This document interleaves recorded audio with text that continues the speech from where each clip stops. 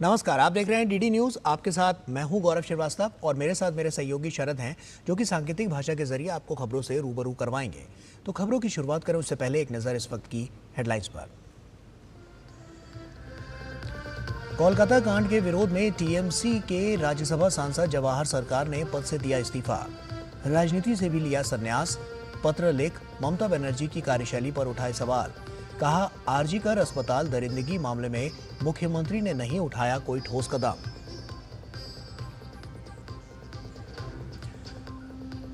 जम्मू कश्मीर विधानसभा चुनाव के लिए प्रचार ने पकड़ी रफ्तार। रक्षा मंत्री राजनाथ सिंह ने रामबन में की चुनावी रैली। कहा, भाजपा स्पष्ट बहुमत के साथ बनाएगी सरकार। वहीं पीडीपी, नेशनल कॉन्फ्रेंस और कांग्रेस समेत अन्य दल भी प्रचार में जुटे।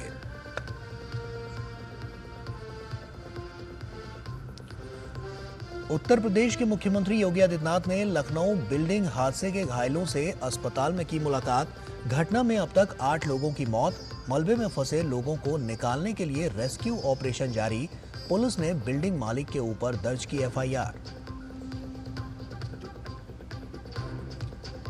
बारिश का दौर रहेगा जारी। मौसम विभाग ने उत्तर भारत समेत मध्य प्रदेश, महाराष्ट्र, पश्चिम बंगाल और ओडिशा समेत कई राज्यों के लिए जारी किया अलर्ट।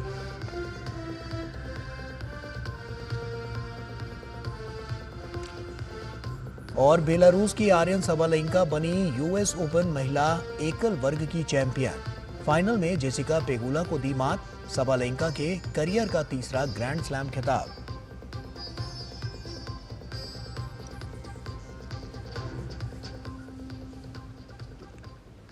और आइए अब खबरों की शुरुआत करते हैं। कोलकाता में महिला डॉक्टर के साथ रेप और हत्या के मामले पर पश्चिम बंगाल की मुख्यमंत्री ममता बनर्जी चौतरफा घिरी हुई हैं। ममता सरकार को अब इस मामले पर बड़ा झटका लगा है। टीएमसी के राज्यसभा सांसद जवाहर सरकार ने मामले पर ममता सरकार के रवैये पर सवाल उठाते हुए सांसद पद से इस्तीफा दे दिया है। इसके साथ ही उन्होंने सक्रिय राजनीति से भी संन्यास ले लिया है। अपने पत्र में उन्होंने लिखा, आरजी कर अस्पताल में हुई दरिंदगी को लेकर उन्हें उम्मीद थी कि सरकार कोई तुरंत बड़ा कदम उठाएगी, लेकिन उन्होंने कोई भी ठोस कदम नहीं उठाया। अब जो उन्होंने कदम उठाया भी है तो उसमें बहुत देरी हो गई है। उन्होंने कहा कि अब राज्य में शांति बहाल होनी चाहिए और दोषियों को सख्त सजा मिलनी चाहिए।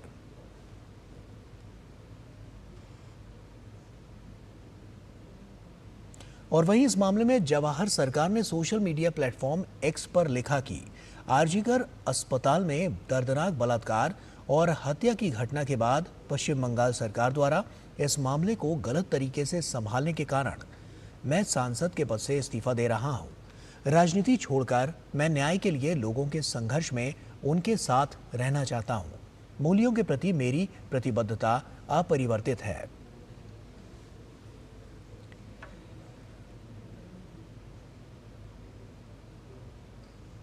और वहीं जवाहर सरकार ने इस्तीफे के साथ ममता सरकार पर कई सवाल खड़े किए हैं। जवाहर सरकार ने ममता बनर्जी को लिखे अपने इस्तीफे में आरजी कर अस्पताल में महिला डॉक्टर से रेप और हत्या के मामले में इंसाफ के लिए हो रहे विरोध प्रदर्शन का भी जिक्र किया। उन्होंने लिखा, मैंने सरकार के खिलाफ लोगों में कभी इतना गुस्सा नहीं देखा। आरजी कर मामले में प्रदर्शनकारी डॉक्टरों के पक्ष में ममता बनर्जी ने कुछ नहीं किया। ममता सरकार ने कार्रवाई में बहुत देर की। डॉक्टरों का विरोध गैर राजनीतिक है, ऐसे में उन पर कार्रवाई करना सही नहीं। पश्चिम बंगाल को बचाने के लिए कुछ तो कीजिए। ममता सरकार भ्रष्टाचार के मुद्दे पर मौन है। पूर्व शिक्षा मंत्री के खिलाफ भ्रष्टाचार के सबूत मिलने पर मैंने विरोध किया, लेकिन मुझ पर ही सवाल खड़े किए गए।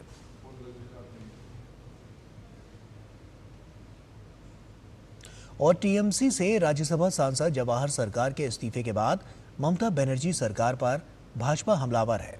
पश्चिम बंगाल भाजपा के सह प्रभारी अमित मालवीय ने राज्य की मुख्यमंत्री ममता बनर्जी से इस्तीफे की मांग की है।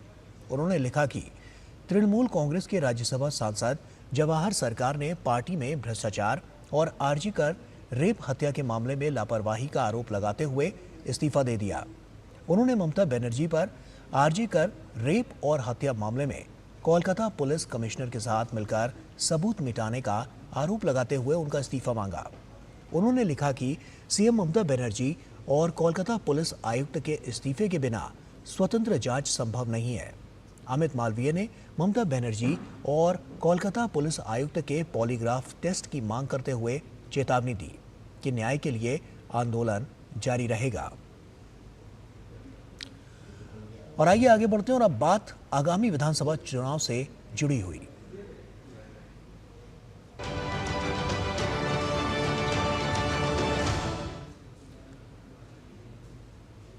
जम्मू कश्मीर में चुनाव प्रचार चरम पर पहुंच गया है।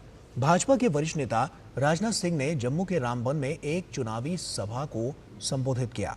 इस दौरान राजनाथ सिंह ने जम्मू कश्मीर में हुए विकास का जिक्र किया और कहा कि भाजपा स्पष्ट बहुमत के साथ जम्मू कश्मीर में सरकार बनाएगी। केंद्र शासित प्रदेश घोषित होने के बाद धारा 370 और 35 से समाप्त होने के बाद आपने देखा होगा पहली बार लोकसभा का चुनाव हुआ है, उसमें 58% से अधिक जम्मू कश्मीर के बहनों भाइयों ने मतदान किया है। यहाँ पर किस तरीके से टूरिस्ट की संख्या तेजी के साथ बढ़ी है, जाकर देखना हो तो श्रीनगर में जाकर देखिए। यहाँ पर लगभग 35 वर्षों तक कभी दाहिया नहीं निकला था। रेल कनेक्टिविटी हो, रोड कनेक्टिविटी हो, इंफ्रास्ट्रक्चर हो, इन सब का कितनी तेजी के साथ विकास हुआ। और वहीं इसके साथ ही राजनाथ सिंह ने कहा कि भारत की अर्थव्यवस्था तेजी से आगे बढ़ रही है और वो दिन दूर नहीं जब भारत विश्व में सबसे आगे होगा। उस समय 2014 में धन दौलत के मामले में, अर्थव्यवस्था के आकार के मामले में, इकोनॉमी की साइज के मामले में हमारा भारत दुनिया के देशों में 11वें स्थान पर खड़ा था। 7-8 वर्षों के अंदर ही हमारी सरकार ने, मेरे बहनों भाइयों, का करिश्मा कर दिया। जो अर्थव्यवस्था के आकार के मामले में हमारा भारत दुनिया में 11वें स्थान पर खड़ा था, वह जंप लेकर आज 5वें स्थान पर पहुंच गया है, मेरे बहनों भाई। और भाजपा के वरिष्ठ नेता राजनाथ सिंह ने जम्मू कश्मीर के बनिहाल में जनसभा को संबोधित किया। जनसभा को संबोधित करते हुए उन्होंने विपक्षी पार्टियों पर जमकर हमला बोला। राजनाथ सिंह ने कहा कि लंबे समय तक शासन करने के बाद भी कांग्रेस, पीडीपी और नेशनल कॉन्फ्रेंस ने कभी जम्मू कश्मीर का भला नहीं किया। कांग्रेस हो, चाहे जम्मू कश्मीर में नेशनल कॉन्फ्रेंस हो, पीडीपी हो, मैं दावे के साथ कह सकता हूं कि जम्मू कश्मीर के साथ इनकी हुकूमतों ने इंसाफ नहीं किया। रिलीजन के आधार पर आपके जज्बात को, आपकी भावनाओं को उभार कर वहां पर इन्होंने वोट हासिल करने की कोशिश की है। पॉलिटिक्स केवल सरकार बनाने के लिए नहीं की जानी चाहिए, पॉलिटिक्स यदि की जानी चाहिए तो समाज बनाने के लिए की जानी चाहिए, देश बनाने के लिए की जानी चाहिए। और आप लोग तो अब सौभाग्यशाली हैं कि धारा 370 को हमने समाप्त किया है। किसने समाप्त किया है? आपकी बदहाली को समाप्त करने के लिए और जम्मू कश्मीर के लोगों को खुशहाली लाने के लिए हमने लोगों ने धारा 370 को समाप्त किया। और वहीं भारतीय जनता पार्टी ने जम्मू कश्मीर विधानसभा चुनाव के लिए अपने उम्मीदवारों की छठी लिस्ट जारी की है। इस लिस्ट में कुल 10 उम्मीदवारों के नाम हैं। पार्टी ने कठुआ विधानसभा सीट से डॉक्टर भरत भूषण को चुनावी मैदान में उतारा है। इसके अलावा करना से इदरीस करनाही, हंदवाड़ा से गुलाम मोहम्मद मीर, सोनाबारी से अब्दुल रशीद खान, बांदीपोरा से नसीर अहम लोन, गुरेज से फकीर मोहम्मद खान को टिकट दिया है। वहीं आरएस पठानिया को उधमपुर पूर्व, कठुआ से डॉक्टर भरत भूषण, बिजनौर से राजीव भगत, बाहू से विक्रम रंधावा और मढ़ से सुरेंद्र भगत को चुनावी मैदान में उतारा है। जम्मू कश्मीर विधानसभा चुनाव में इस बार कश्मीरी पंडित खुलकर चुनावी मैदान में आ गए हैं। आज घाटी के तमाम इलाकों में कश्मीरी पंडित चुनावी मैदान में अलग अलग पार्टियों से चुनाव लड़ रहे हैं। आइए देखते हैं हमारे संवाददाता ऋषि कुमार की ये खास रिपोर्ट।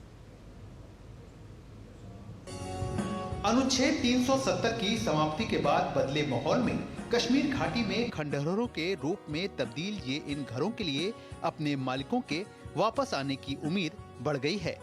कश्मीर घाटी के कई इलाकों में कश्मीरी पंडित अब चुनावी मैदान में कूद चुके हैं, जिसका उद्देश्य अपने साथी समुदाय के सदस्यों की वापसी और पुनर्वास सुनिश्चित करना है, जिनकी संख्या करीब 3 लाख है। बीजेपी उम्मीदवार और कश्मीरी पंडित वीर सराफ जी शांग्स अनंतनाग पूर्व सीट से चुनाव लड़ रहे हैं। उनका उद्देश्य समुदायों के बीच की खाई को पाटना और देश भर में फैले समुदाय की घाटी में वापसी सुनिश्चित करना है। मैंने अपने वोटर्स को खाली एक बात याद दिलाई कि उनको मैंने कारण बताए पिछले 30 साल 35 साल से क्यों कश्मीर जल रहा है, और कश्मीर जलने का वाहिद एक कारण है वो डॉक्टर फारूक अब्दुल्ला साहब है। खाली उन्हीं की वजह से उस टाइम राजीव फारूक अकॉर्ड हुआ था, मुस्लिम यूनाइटेड फ्रंट मफ जिसको बोलते हैं, वो इलेक्शन में आए थे। कश्मीरी पंडित और घाटी के मुस्लिम लोग आपस में मिलकर चुनाव प्रचार में आसानी से देखे जा सकते हैं। ये आज मान रहे हैं कि अब वक्त आ गया है कि हम सब मिलकर रहें।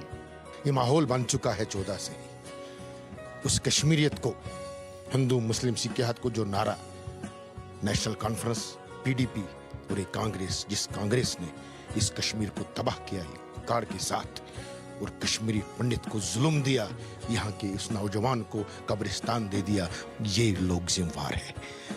मैं इनसे सवाल करना चाहता हूँ, आज किस मुंह से आप आ रहे हो? इस वक्त जो हम कंटेस्ट कर रही है भारतीय जनता पार्टी की तरफ से, यहाँ के लोग, यहाँ के नौजवान खासकर, यहाँ के यूथ जो इस वक्त बहुत खुश नज़र आ रहे हैं।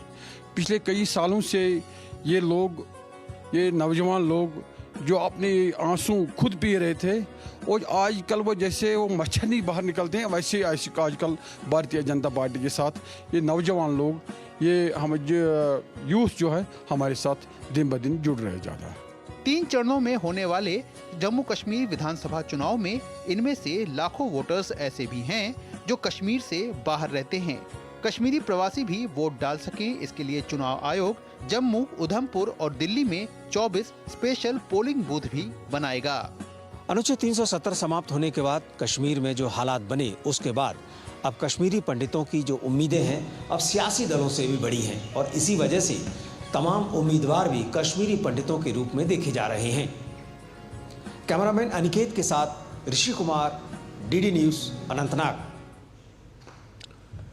और वहीं जम्मू कश्मीर के शोपिया के चुनावी दंगल में पीडीपी ने यावर बांदे पर विश्वास जताया। ये सीट 2014 में पीडीपी के हिस्से में आई थी, लेकिन इस बार पीडीपी के सामने बड़ी चुनौती है।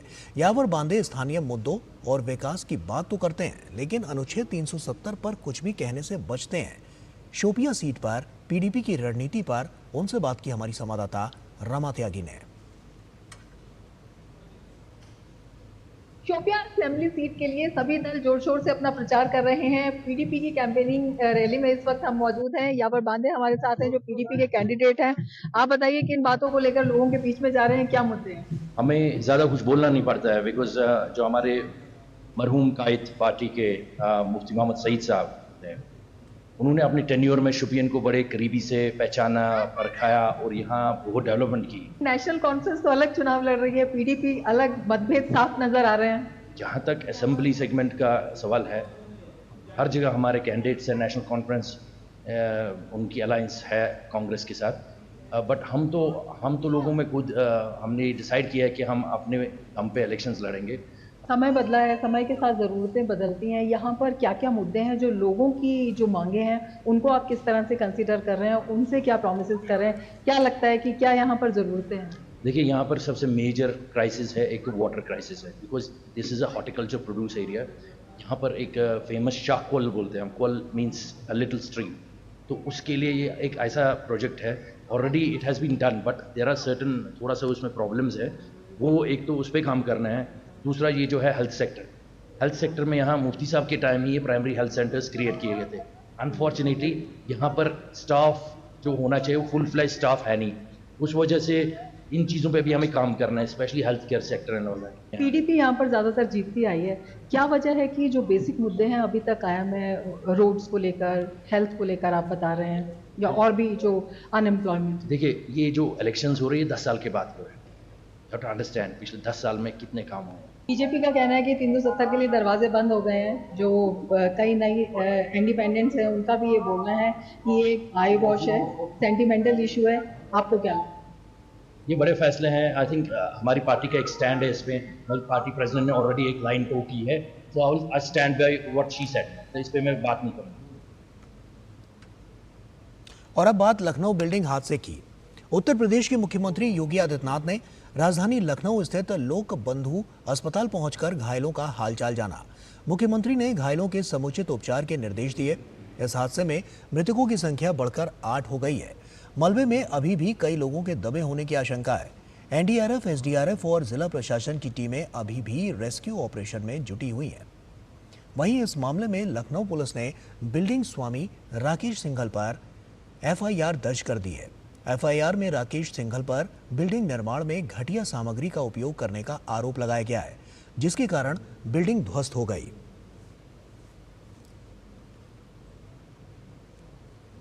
राष्ट्रपति द्रौपदी मुर्मू ने लखनऊ हादसे पर दुख जाहिर किया है।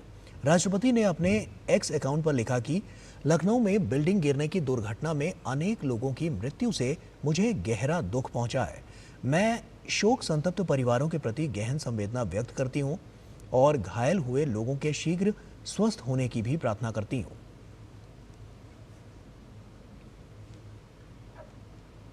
प्रधानमंत्री नरेंद्र मोदी ने लखनऊ में एक इमारत हादसे में जान गंवाने वाले प्रत्येक मृतक के परिजनों को 2 लाख रुपए की अनुग्रह राशि देने की घोषणा की है।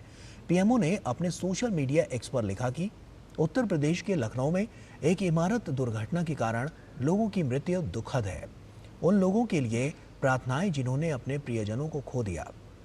घायलों के शीघ्र स्वस्थ होने की कामना। प्रत्येक मृतक के परिजनों को पीएमएनआरएफ से 2 लाख रुपए की अनुग्रह राशि दी जाएगी और घायलों को 50,000 रुपए दिए जाएंगे। उत्तर प्रदेश के मऊ में समाजवादी पार्टी के नेता वीरेंद्र बहादुर पॉल पर उन्हीं के साथ काम करने वाली महिला ने रेप का आरोप लगाया है।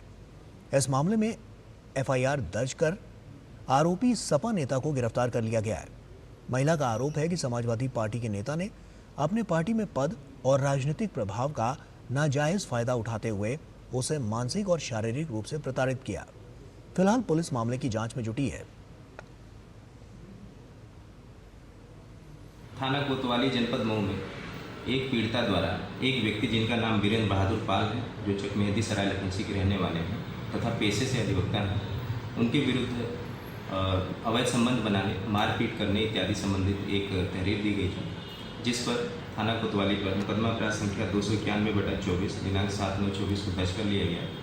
उनके प्रार्थना पत्र के अनुसार उक्त व्यक्ति ने उनके साथ 6 तारीख को अपने चैम्बर के पास जाकर गाली गलौच और मारपीट किया गया तथा पिछले किसी भी तथ्यों के उजागर न करने देने संबंधी धमकी भी दी गई थी।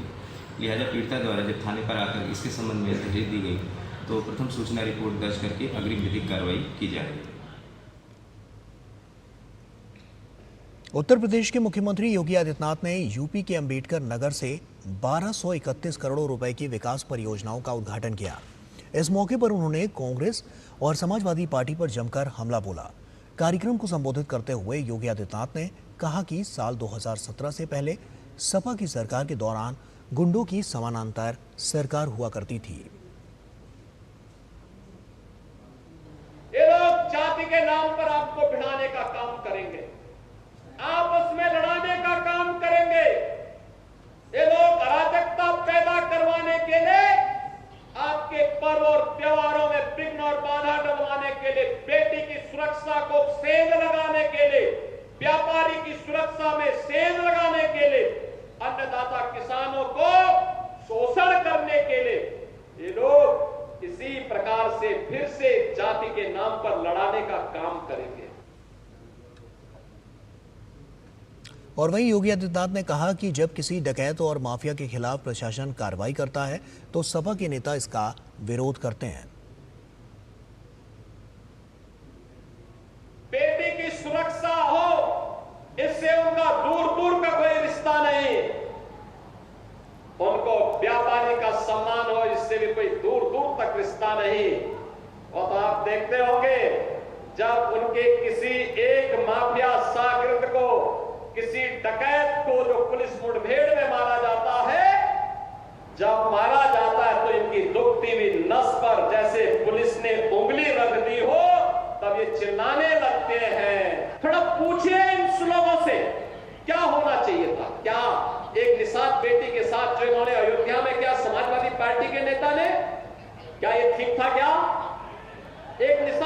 पार्टी की इज्जत के साथ खिलवाड़ समाजवादी पार्टी के लोग करते हैं।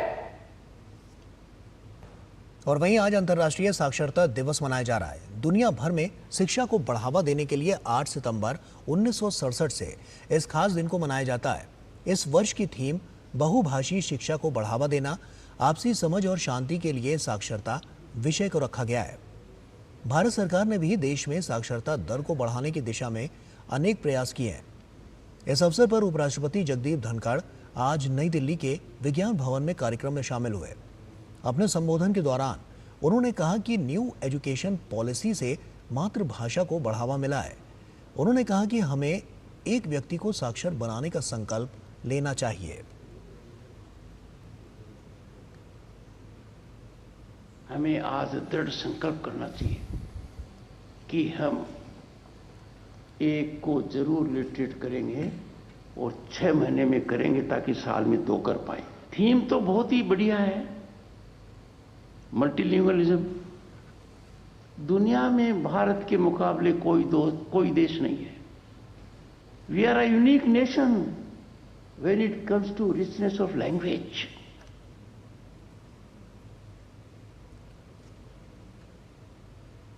अनुभवी खेल प्रशासक राजा रणधीर सिंह को नई दिल्ली में 44वीं आम सभा के दौरान एशियाई ओलंपिक परिषद का निर्विरोध अध्यक्ष चुना गया। महासभा में एक महत्वपूर्ण फैसला लिया गया, जहां एशियाई खेलों में योग को शामिल किया गया, जो विश्व मंच पर भारत की सांस्कृतिक विरासत को प्रदर्शित करता है। हालांकि अगले एशियाई खेलों में योग को प्रदर्शनात्मक खेल के रूप में मंजूरी मिली है। भारतीय खेलों के इतिहास में एक और अध्याय जुड़ गया। अनुभवी प्रशासक राजा रणधीर सिंह को 44वीं आम सभा के दौरान एशियाई ओलंपिक परिषद के निर्विरोध अध्यक्ष के रूप में चुना गया। नई दिल्ली के भारत मंडपम में आयोजित OCA की जनरल असेंबली में प्रमुख गणमान्य व्यक्तियों में केंद्रीय स्वास्थ्य मंत्री JP नड्डा, केंद्रीय खेल मंत्री मनसुख मांडविया और भारतीय ओलंपिक संघ के अध्यक्ष PT उषा की उपस्थिति रही। केंद्रीय स्वास्थ्य मंत्री JP नड्डा ने भारत की बढ़ती वैश्विक स्थिति की सराहना की। Our government in India has successfully hosted the FIFA Under-17 World Cup in 2017, the Chess Olympiad in 2022, the FIFA Under-17 Women's World Cup in 2022, F1 Powerboat World Competition in 2022, Field Hockey World Cup in 2023, and ODI Cricket World Cup in 2023. Organizing sports is not only a platform for competition, but it is also a means of communication between cultures and countries. केंद्रीय खेल मंत्री मनसुख मांडविया ने वैश्विक खेल क्षेत्र में भारत के नेतृत्व पर जोर दिया। Our government is dedicated to advancing sports at every level through a structured and scientific approach. We focus on grassroots talents development through our flagship programs Khelo India, Let's Play India. सभा के दौरान एक और बड़ा फैसला लिया गया, जिसमें एशियाई खेलों में योग को शामिल किया गया। We also witnessed a demonstration of yoga by our young yogis. I would appreciate if the sport of yoga is recognized today, as it has been approved by the Sports Committee and the OCA Executive Board. My heartfelt thanks also goes to the Olympic Association, the Sports Authority of Thailand, and the Ministry of Youth Affairs and Sports for their immense support and cooperation in hosting the General Assembly in Delhi. योग का समावेश भारत की प्राचीन विरासत को वैश्विक मंच पर लाता है। इसके साथ भारत खेल नेतृत्व के एक नए युग में प्रवेश कर रहा है, जो अपने एथलीटों और वैश्विक खेल पहल दोनों के लिए एक आशाजनक भविष्य की पेशकश कर रहा है।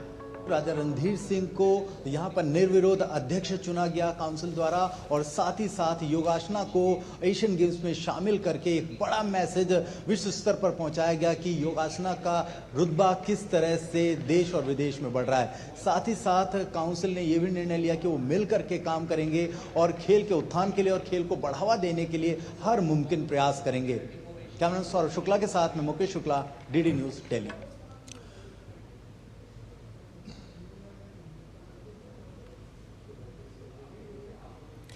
और बेलारूस की आर्यन सबालेंका ने साल के अंतिम ग्रैंड स्लैम के महिला एकल वर्ग का खिताब अपने नाम कर लिया है। फाइनल मुकाबले में सबालेंका ने जेसिका पेगुला को 7-5, 7-5 से शिकस्त दी।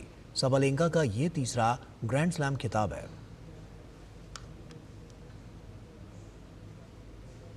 और इसी के साथ फिलहाल इतना ही। दीजिए इजाजत, नमस्कार।